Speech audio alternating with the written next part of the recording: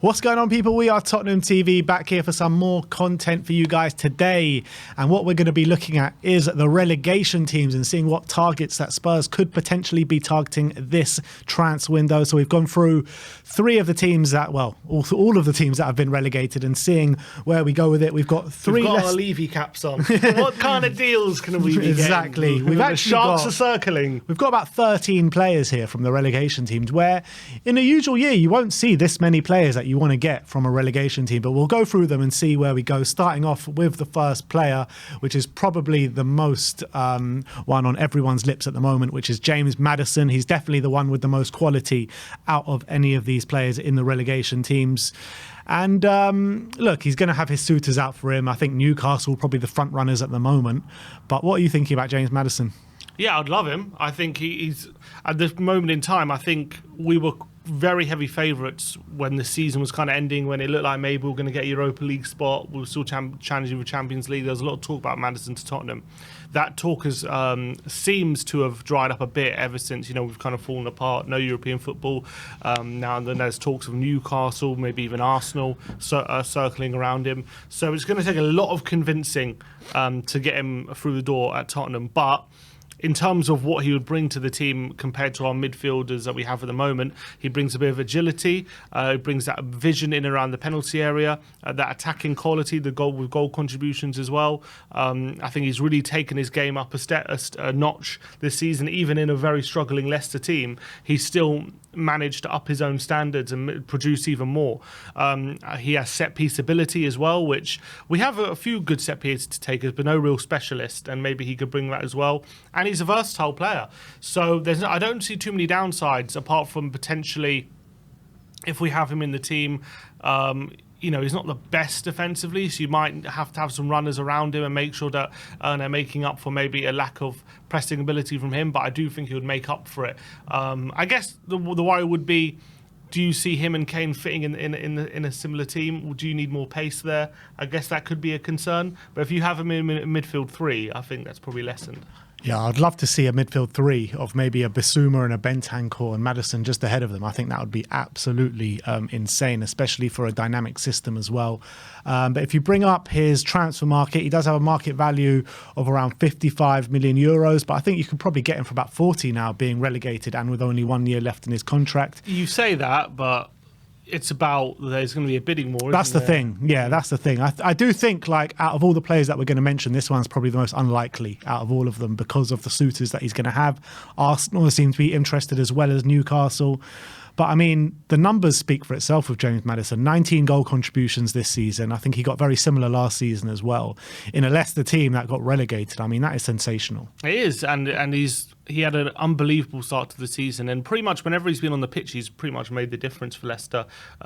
Albeit even in games where they've lost, he's had a good game. So he's had, by his standards, a really good season. He couldn't have done any more to keep them in the Premier League. So I do wonder whether we are able to convince him, given our situation right now. I just can't see him coming to us when he has other offers on the table. Maybe the whole London thing, he'd rather be in London than being up north in Newcastle. Maybe that's the thing. But if Arsenal want him, it's going to be very tricky to kind of have that ability to say he'll be better off coming here. But is there a place in the Arsenal team for him with Odegaard there? Yeah, that's also a very good point. Maybe he'll see that and think, look, Odegaard's got that, he's captain, he's got that place locked down, I'd rather go to somewhere I'm guaranteed to start. So maybe that could be the edge we'll have on them. All right, let's move on. And another Leicester player in Harvey Barnes. Interesting player, Harvey Barnes. I like him. He's a very talented player. What do you make out of him? I'm a massive fan of Harvey Barnes, to be honest. I think he's a really good left winger. I think he's fast. I actually think he's really improved his goal scoring as well. I think he's actually a really good finisher. 13 goals this season. Yeah, all in the league, is it? Yeah, Premier League. 13. So yeah, I think a lot of them came first half of the season, but he did seem to score a few in the back end in the run in. I think he's improved year on year as well. I think he's a player who works really, really hard. Obviously, he's an English player as well, which helps.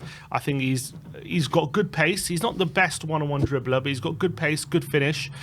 He is I don't like. He's fairly similar to Son in the sense of he likes to run in behind a lot. I think he's a bit better than Son with his ball to feet. Obviously, what Son has on him is absolute elite finishing ability, which like Barnes is a good finisher. Son is an elite finisher, so he's not kind of that level. At 25, he's still, he's still got a bit of room to grow. But I think as a winger, I think he's a really good player. I really do, and I think he could be a top 6 player, to be honest. With a market value right now of 32 million euros, with 2 years left in his current deal, how much do you reckon a deal for Harvey Barnes would cost? The thing is, I would like to say like 30. Maybe you could say 30 million, but then I could easily see a team like a Villa or something being willing to go to 40 for him. Whereas right now, would we be willing to do that? I don't know. But I do think if we're going to have to outbid some teams, I think if we want Harvey Barnes, and are Tottenham going to be willing to outbid them? If Villa say, look, we'll put 40 down, we can say, okay, we'll put 45. Are we going to do that? I don't know. Probably not. Probably not. So I think it's going to take like 40, and we could match it, and maybe he would come to us. But again, Villa, if you look at Villa though, they actually have an open slot on the wing. So like, and he's going to be in European football, so he might fancy that. But then again, Tottenham again, we know he might see that as there's more potential Tottenham to, because we've been a top 6 club for a while, and Son's declining. Maybe he sees an opening, so we could kind of play that angle a bit. I think Spurs are still a bigger pull than Aston Villa, even though they are in Europe. I think that no matter what, I mean, coming to play with these facilities at Tottenham Hotspur as well, I think if we do get it right at Tottenham, we can, do really well over the coming years. It's just a question of, are we going to get it right? And if you bring up the transfer market for him, like I said before, 13 goals in 34 appearances, 1 assist as well. He should be doing more with the assists, I think. Yeah, he should be. But again, he's in a team that got relegated this season. So if you put him in a functioning team that are fighting for Europe, you expect those stats to go up. With Harvey Barnes, though, do you think that he could be the heir to Heung-min Son's throne, though? It's a big shoes to fill. Exactly. It's a bit similar to the whole Kane conundrum. Like, can you really... Like, Son, to put into context his finishing ability, he outscored his XG over his Spurs career by about 30 goals. He's not just one of the best finishers, like, in the league. He's one of the best finishers in the world. So Barnes is never going to be that. Yeah. That's clear. So it's not about replacing the heir to Son's throne, but can he be an adequate replacement long term for Sonny into a stage where he's a good enough winger where if he got 13 goals every season, that's a good total. Like, I would take that at Tottenham, and shouldn't be sniffed at. So I think he would be a worthy signing to kind of compete with Son and potentially take over from him once Son has really declined. I do think that we shouldn't really sniff at that, but if you're thinking he's going to come in and get 20 goals like Son gets and be that kind of finisher, I think that's too much to ask. It's not like Sonny's getting 20 goals year in, year out, is it? Like this year, what has he got? 10. Last year, he got the Golden Boot with 20 or 21, whatever it was. I mean, how many times? Yeah, so those 2-year periods, he got 17 and 20. But apart from that, he hasn't been hitting that regularly, has he? True. He usually gets over 15, overall in all competitions. He'll probably get 20 usually, in all competitions. But league goals is usually like 13, 14. Exactly. Which is what that's similar Harvey to Barnes did. So maybe Barnes could explode. He's still young. He's still 25. But I don't think Harvey Barnes has got the quality to be better than Heung-min Son. No, he doesn't. He doesn't have the quality to be better than Heung-min Son. I agree with that. But he has really good ability. And then maybe with a better team, we could get even more out of him. I would say yes to this one. I really would. English quota as well, which we're in desperate need of. So, and you got to say, Harvey Barnes surely is going to leave Leicester this summer. You got to say that. You'd think so. I think he'll get. There'll be a list of clubs in for him. Next up, we're going to talk about Youri Tielemans, who's on a free transfer this year. It's an interesting one, Tielemans, because when he first came to Leicester, he was absolutely brilliant in the first couple of years there. Last couple of years, he hasn't really done it for me. He's looked a bit weak in that midfield, but in a new team and a new structure, with a free transfer, is it something that's worth taking a punt on? On a free, it's for someone with his ability on the ball, especially given our maybe lack of technical ability in the centre. You might think maybe it's definitely worth taking a gamble. I would still rather someone like Ruben Neves, but obviously Neves is going to cost you about 40, 50, 60. Apparently he's going to Barca, Ruben Neves. Well, whatever, but he's going to cost you a lot of money anyway, is the point. So Tielemans is definitely a cheaper option. I do worry about his... it's not so much his fitness levels. He's quite a slow player.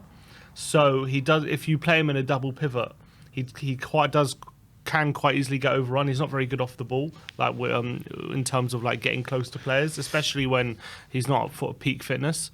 I do respect his ability on the ball quite highly, and I do think as well once he goes into a new environment, I do think it could help him up his game a bit because he has stagnated. I feel like at Leicester, as you said. I agree with that completely.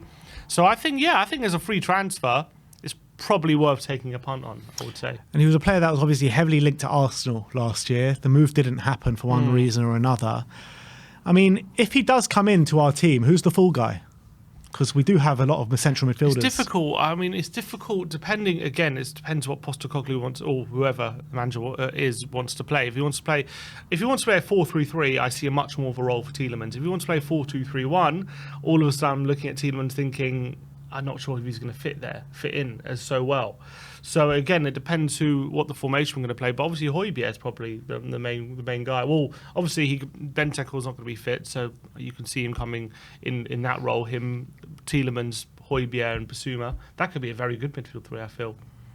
Yeah, and what I like about Tielemans is his passing ability, and we don't have that really in the middle of the park, like high quality passing. And I think if he comes into that midfield, he probably becomes the best passer of the ball straight away. Definitely, and his ability from range shooting wise is probably second to none in the league in terms of centre. Maybe like De Bruyne, but he's one of the best in the league when it comes to shooting from outside the box. That's what we're saying. A yes on Tielemans on a free transfer? On a free, if you're saying he's going to be on, yeah, well, he's going to be he on is a free. Yeah. He's got no club at the moment. Yeah, I would say yes. I would say. Then again, we're saying yes to 3 Leicester players who just got relegated. But I would say yes to Tielemans. I think it's worth taking a punt. Yeah. All right. Let's move on. And this player really excites me, this next player that we're going to talk about. And he goes by the name of Romeo Lavia of Southampton. 19 years of age, this guy is. He plays like, years beyond his experience. I love watching him play. He's just such a strong talent in the middle of the park. He seems like he's in his mid-20s, his build and his physique and the way he handles himself on a football pitch. What's your opinion on him? I've been so impressed with how he's come into the Southampton team and played, as you say, with a lot of authority. In terms of, I actually disagree a bit. I still actually think he's a bit immature in how he plays, actually, because I think he's really good. He plays with this like youthful excitement where he feels like he can take on anyone, and he's like confident. So I get that, and he's really good. So he can like charge in space, and he can be really good in those aspects. He is still, though I feel, still a bit naive and maybe too overconfident in his own ability. Where he when he plays like the better players, he feels like he can just take them on. I like that in a young player. Yeah, no, and I'm not saying it's a bad thing, but I'm saying it like he's not mature enough to know where he's at the moment, if you know what I mean. So sometimes they can get the best of him, but he's still young. He's still got room to go. What I would do if I was Spurs, I'll probably sign him and loan him out, because I think right now as much as he's got so much ability, I think he can start for a Premier League team, but I think for what Tottenham want and for who they have at the moment at centre mid, I think it's probably best to sign him and give him a loan deal. Do you think that could work? Like maybe buy him off Southampton and loan him back to Southampton to make them think that they want to deal with us the most? Because not many people would probably want to loan him back to the Championship because he's a Premier League quality player. Yeah, that's the thing. I would rather he goes to the Premier League, but obviously if that gets the deal done, I'm more than open to it. Then again, we've got Sarr coming in, we've got Skip. Hopefully Basuma's a new player. Benteke's come back from injury. Højbjerg's still there. So, like, if Lavia does sign and we keep him in the first team, he's going to be... What does that mean for Sarr and Skip if we sign him for big money? You know what I mean? It's difficult. So you have to make a judgment call on where we think the quality lies. Yeah, it's very true. But I think, like... We've only seen a sample size of Pape Matar, but if I'm comparing Lavia to Ollie Skip, I think I'm preferring Lavia over Ollie Skip. From what I've seen, in a weird way, they're the polar opposites, because I feel like Skip is like a more mature player in a way, Yeah. but doesn't have that like excitement, like he can like confidence in himself. He can take it on, even though he has that ability. Yeah. Whereas Lavia is like the opposite. Yeah. So I'd like to see Skip have more of Lavia's confidence. Essentially, I think quality-wise, in terms of ability on the ball, I see Lavia probably being a bit better at the moment. But in terms of like who would I trust in a Premier League game, Skip. All right, let's move on to the next player, to Armel Bella-Kotchap, centre-back at Southampton. I've been really impressed with him this season, albeit, Southampton have conceded quite a few goals, and we're going to be talking about two Southampton centre-backs today. But he seems to be a centre-back that could, I wouldn't say maybe guarantee himself a place in the Spurs backline, but right now he probably would with the defenders that we have. But I would like to see us get probably better standard than Bella-Kotchap to go straight in our team next season, but he could be one for the future. Yeah, I mean, he's still very young. 21, so he's still quite young. I don't think, he's not like, Gavardia where at 20 he's like a superstar. So he's not at that level, but he's still quite good for a 21-year-old. And I think at Southampton, obviously, it's been a tough season for him. Partnered most of the time with people like Bednarek or even Salisu, where that's been a bit of a not inexperienced backline, and the whole team is a very young team, so he's not on his own. But I do think, definitely at times, he's impressed.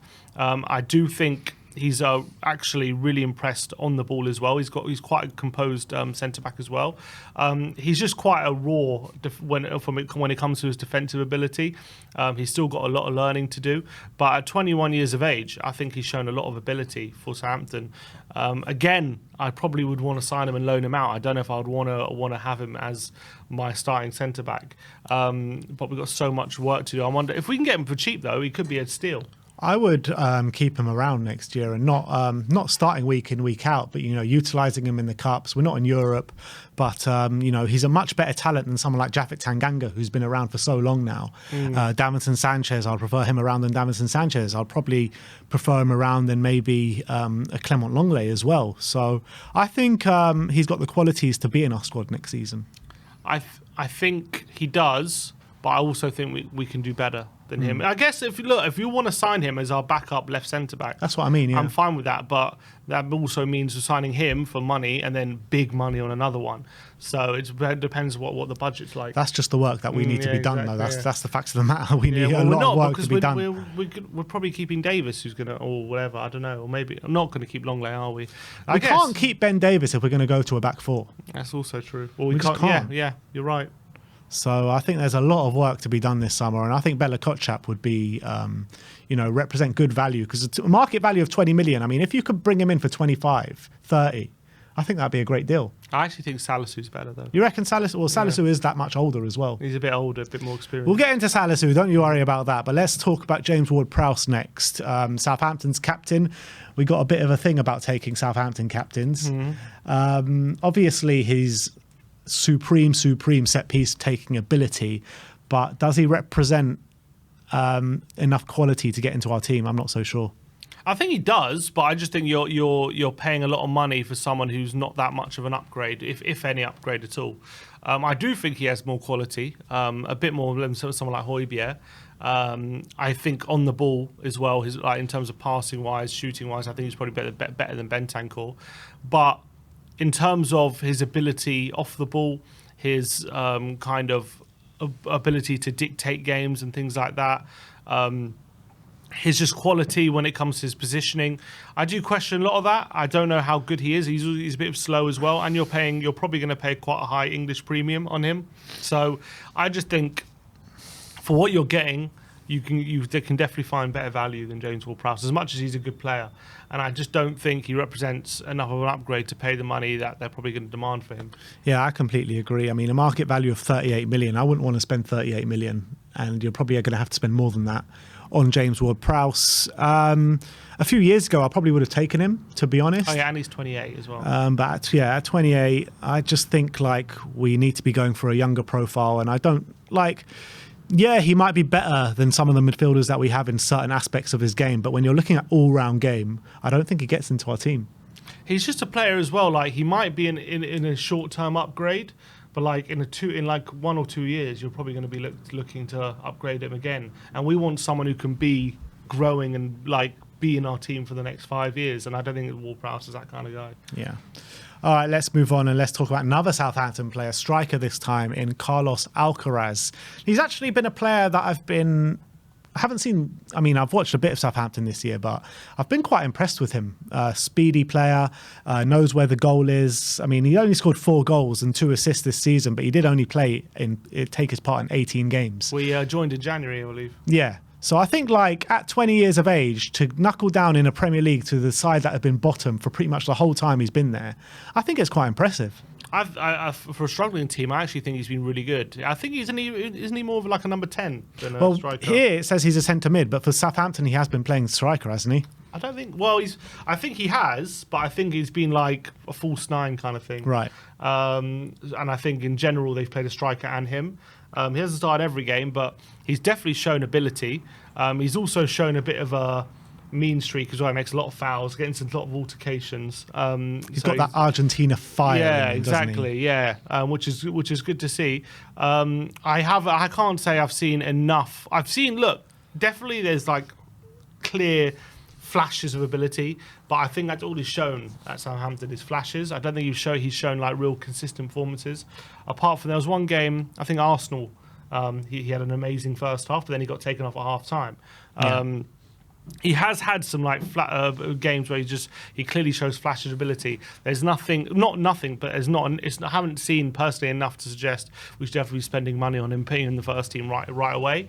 But definitely there's something there for the future potentially if he keeps showing it on a consistent basis. Again, he could be also one. Look, we're talking like not very realistic with the way we're going to buy all these players, but it's just our personal feelings on the player. But Alcaraz, it could be a situation where you buy him and you can loan him back to Southampton, play week in, week out, every single game in the Championship. He'll probably notch up quite a lot of goals there as well. We're going for the Chelsea model, just buying everyone and loaning them yeah. back out. Why not? It's not worked for them. We're a BTEC Chelsea anyway, so why not? Exactly. Look, I mean, again, I wouldn't be against it. But how much are you going to... Because he only signed in January, so I don't know how much he's going to cost. He signed for about 15 million in January. So what, you have to at least make that 25, I'm guessing. Yeah, 20. But it depends like what the Southampton situation is, how many players do they need to get off the books and their money situation. So we don't know that, but I have been really impressed with him for one. So let me know in the comment section below what you think of Carlos Alcaraz. Next up is Gavin Bazunu, the goalkeeper, Dave's main man, 21 years of age, Irish goalkeeper. He's actually Ireland's #1 ahead of Kelleher. I like him. I don't think he's ready to be our #1 straight away, but as a young goalkeeper, I really like him and I think he's got a big future. He does. He's good for a 21-year-old. I don't think he's Premier League ready right now, to be honest. From what I've seen at Southampton, I think he's got a lot of work to do to be Premier League ready. But he's quite... Look, your goalkeepers usually develop at a lot older age, and clearly he's doing well to be playing in the Premier League at that age. I do think he's been found out a bit this season, in all honesty, in terms of how ready he is. I don't think he's... a player I would trust if we got an injury to play like 20 games or so and might be good enough in my opinion. But I do think in the future, if he continues on his trajectory, which is playing in the Premier League by 21, if he continues to get better in those facets, I think his positioning is still very weak. I think his shot stopping is not particularly fantastic. I think he's decent at coming for crosses and stuff. Really good on the ball, though. Good on the ball as well. But I do think his positioning has a lot of work to do, and I think his shot stopping is quite average still at the moment. So I still think he's got a lot of work. But at 21, it's an investment, so you could look at it that way. Yeah. Again, could buy him to loan him out somewhere for next season, where have Fraser Forster in at #1 in goal. It's an interesting one with Bazunu because again I was talking about this with David, and he was saying, and we were talking about the comparisons between Bazunu and Kelleher, and he was saying that Kelleher does a lot better for Liverpool and a lot worse for Ireland, where Bazunu, he looks like a really good keeper in an Ireland shirt, but then at Southampton he doesn't look that good. So I mean, it's interesting the way things work out like that. And maybe it's the environment at Southampton that's not lending the best. You can see the best of him. Potentially, that's it. I still would rather someone like a Raya or something. Oh, for sure. I mean, like I said before, I don't think he's ready to be #1, but definitely one for the future. Yeah, I don't know if he's even ready to be not our #2. Though that's what I'm saying right now. Well, we got Big Fraser. We got Big Fraser. So I would like to see him through the door, but I wouldn't like to see him part of the squad next season, if that makes sense. I wouldn't waste. I would not waste. I wouldn't spend money on him right now, to be honest. There are other pressing issues, that's for sure. We got to get a number 1 goalkeeper before we get a number 3 goalkeeper, that's for sure. But let's talk about Mohammed Salisu up next. Yeah, I mean, a good player for Southampton, but I don't know. I'm not fully convinced on Salisu, to be honest. There are some games where he literally dominates, like even in big games. Like I've seen him like play Man City and he's just dominated. I'm like, wow, this guy has got serious abilities. Left-footed, he can drive really well with the ball as well. His passing's okay. He had this really big rash streak to his game where he used to pick up lots of yellows and used to fly into challenges all the time. Didn't he get a red against us? He did get a red against us last season in the game we drew. And I think he's cut out a bit, but then again, I think his performances maybe have suffered for that, because maybe that aggressive streak was what gave him that little bit of an edge. I like Salisu, but I don't think I would sign him right now at 24. At 24, you should be ready to be a starter at least, or at least competing, and I don't know if he's there yet. So I wouldn't spend money on it. I wouldn't buy him, because I do think you can probably get better. But actually, I think he's a good centre-back. And I actually think he could be a good backup, left centre-back. If I gave you the option between him and Bella-Kotchap, who are you taking? I think Salisu's the better centre-back right now, but I think Bella-Kotchap probably has a bit more potential to get better, seeing as he's younger and he's at a similar level already. So I'll probably just take Bella-Kotchap just for the hope that he could get better, he could be better than Salisu is, but by the time he's 24.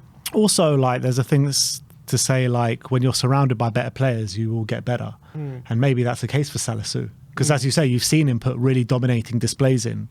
So let's say he's in a back four with Romero to one side and Udogie to another side with, you know, maybe you're going to see a much better Salisu. Yeah, and he is fast and he is a strong centre-back as well. But I feel like next to Romero, putting another one of those centre-backs in, you know, you need a calmer head. Cause for carnage. You know what I mean? You need someone who's going to be able to be a bit more like a Vertonghen. That's what you want next to Romero, essentially, is my point. Yeah, gone are the days of Jan Vertonghen. But let's look at our next player. The last player we're going to talk about from Southampton, and this is Sulemana. A very exciting player, Sulemana is. I think that he's obviously very raw, very rash. I think he's got a lot of learning to do. At 21 years of age, is it worth taking a punt? Again, I think he's a player who'll get you off your seat, but he'll frustrate the hell out of you. Kind of player. Like, he's one of those who doesn't really like use the players around him. He likes to go on do dribble. Like, he does so many dribbles per game. He's a great dribbler. He's Unbelievable he's dribbler. lightning speed, but it's one of those where if he's not finding the better options, he's just going to really frustrate you. He's clearly got ability. Those 2 goals against Liverpool were very impressive finishes as well. Those were his only 2 goals of the season. Well, exactly, those were. And he got dropped for many games as well. If he was that good. With that ability that he has, there must be a reason why a lot of the times he was getting dropped. Because with Southampton struggling, you know, they were playing Theo Walcott ahead of him. Yeah. You know, so there has to be a reason for that. Again, they signed him in January again. So they're going to want a markup on his on the transfer fee that they paid. Again, I wouldn't spend the money on him this summer. I would. I think he's an exciting player, but I kind of loan him out again? No, I wouldn't with this one. I think I'd prefer the next guy who we're going to talk about. But look, Sulemana is a very exciting player, like I said before, but I just feel like he's a bit too rash for what we need. And when you're comparing like him to a Harvey Barnes, to a Heung-min Son, I just think there's levels to this game, and I don't think he's anywhere near, or will be anywhere near. He's a bit too Adama Traore for me. And next up, we're going to look at Leeds now, and we're going to look at Wilfried Gnonto. And he's a player I really believe in. 19 years of age. I think he's shown his quality. Already had 10 caps for Italy as well. So wow. He's valued there in the Italian camp. How many goals has he got this season? Only 2 goals, 4 assists. 2 goals in the FA Cup as well, which is not too bad. So at 19 years of age, I think this guy could be a real talent. I think, again, when he burst onto the scene for Leeds, he was like he was really putting in some impressive displays, and he was really taking people on, and he was showing that confidence. And so I don't know whether the manager changed or I don't know what happened, but later on in the season, He did seem to cool down a bit, and maybe he was kind of catching up with him, because he kind of had an explosion. I remember against Man United, he scored in the first minute, and he was playing really well. And he's more of like a old school winger though, like playing on the left hand side, goes on the outside, puts crosses in. He's very aggressive as well, makes a lot of fouls during games. So I definitely like his mentality. I think he scored an absolute wonder goal against Cardiff in the FA Cup with a volley as well. So clearly he's got quality as well. At 19, he's only going to get better. He's only really had a handful of good games. So it depends how much they're going to command for him. Do I see him as a player? It depends how we want to play again, because again, he's not the kind of guy he's not a modern day winger. He's not a proper like goal forward winger. He's a winger, if you understand. You know what I mean. He's not one who's cutting inside. But at 19, you can morph a player like that. You can, 100%. But right now, you have to understand what he is. So, and depends how we want to play. So I like him. He's got quality. I don't know if I would push the button on him. You know, I think I would. I really think I would. And I think like he's obviously highly thought of in Italy. With 10 caps already at 19 is no mean feat at all. And Italy, obviously a massively big footballing nation, just won the Euros, but also didn't qualify for the World Cup. But look, I think I would take the punt on him. I really would. And I would much prefer him than a Sulemana, that's for sure. I agree with that. Next up, we're going to talk about Luis Sinisterra. He's got a bit better stats than Gnonto this year. 19 games, 5 goals, no assists. What did you make out of Sinisterra? The biggest one with Sinisterra was getting him on the pitch. He was so injury prone. It was like he was made of glass. Every time he'd get on the pitch, he'd have a few good games, then he would go off again. Do we need another Ryan Sessegnon? Yeah, that's the problem. I actually think he's got good quality. He's like the opposite to Gnonto in terms of his style, how he plays on the wing. He cuts inside. He gets shots off. He's very creative in that sense. He likes to try and get goal contributions. I thought he was really good at Feyenoord as well before he went to Leeds, which obviously convinced him to get that money. He can play on the left or the right as well. He's fairly good on either side, but I just don't trust his injury record. And is as well with that injury record, he's good, but is he good enough to justify that injury record? I just don't think he is. Yeah, I kind of agree with that, to be honest. He also is bursting onto the international scene a bit. He's played 7 games for Colombia, scoring 3 goals in that time. But I would like to see a lot more from him, and I'd like to see him finish seasons and have full-out seasons before we were to take a punt on him. Next up is Crescencio Somerville. And this one is a really interesting one, because when he burst on the scene this year, he looked amazing. He went through that run of getting loads of goals and assists, got injured, and could never seem to find that form again. Again, yeah, so a bit like all the Leeds players, it seemed to have dried up. He was playing with that maybe... I don't know, is he an academy player? Or was he? Or did they sign him? He came. No, he's not. He came from Feyenoord as youth. Yeah, but he did come from the Leeds under-21s. It says. Yeah, Leeds under-21s from Feyenoord under-19s. So in 2020? He signed in 2021. 2021. Okay. Okay. Well, it says 2020 there. September 2020. In the summer of. Fine. Yeah. September 2020. So a few years before he made his debut, and he's 21 now. So he just signed it as a teenager. Yeah. And again, sometimes it's difficult to judge youth players in terms of how good they actually are, compared to because when they first have their chance, a lot of the time they're just super motivated to prove themselves, and sometimes that can overcome quality a bit, and they can start getting goals because they're taking chances, they're getting on the end of things, they're running to the back post, but and things like that. But then once they get found out a bit, then all of a sudden that starts to dry up, and I think maybe that started to happen with Somerville a bit. I've seen quality, but I haven't seen anything from Somerville to think this guy's going to be a Premier League star. I think he could definitely be a good Premier League player. I don't know about star quality though. But I did see it in that short sample size when he was on that really good form. I can't remember when it was, like midway through the season. He was scoring goals where they weren't like, oh, what like amazing finishes. They were like he would like be bursting into the box, like just wanting it more. And that's an important quality. Don't get me wrong, but is it star quality? That's why I question.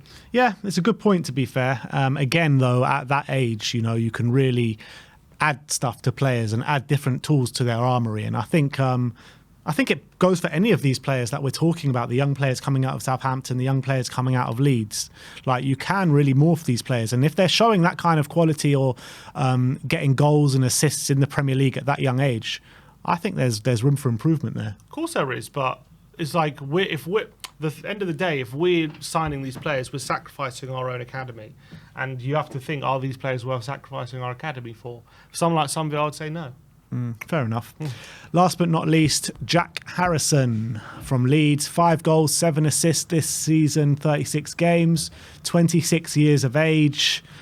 Market value's been dipping. I mean, his contract, he's got a long contract, 2028 is his contract. So at a market value of, what is it? 22 million. 22 million, you're probably looking at 35 million for Jack Harrison, which I don't think represents value. Yeah, I mean, 26 as well. Like, he's never really had an amazing season. I think he's a good winger. I think he's good enough for the Premier League. I don't think he's good enough for Tottenham. Yeah. And I think that's simple as that. Completely agree, and I think we can just end that one there. But it's a lot of talent there that has gone down into the Championship, and I think I would, out of all the ones that we said, I would say Maddison, yes. Barnes, yes. Tielemans, yes. I would take a punt on all 3 of them. In terms of the Southampton players, I mean, I said yes to Alcaraz and Bazunu, but I mean, I wouldn't be like totally distraught if we didn't sign them. Lavia is probably the biggest one there for me in Southampton, and Gnonto for Leeds. Don't know about you. Those are the players. I'll probably go for Bella-Kotchap, and then probably go for definitely Maddison. I'd only sign one of Tielemans or Barnes. I wouldn't sign both of them. Fair enough. But that is our relegation targets. Let me know in the comment section below, out of the players that we mentioned today, which ones would you like to see in a Spurs shirt next season? Thank you everyone for watching today. Like, subscribe and comment. And as always, come on you Spurs.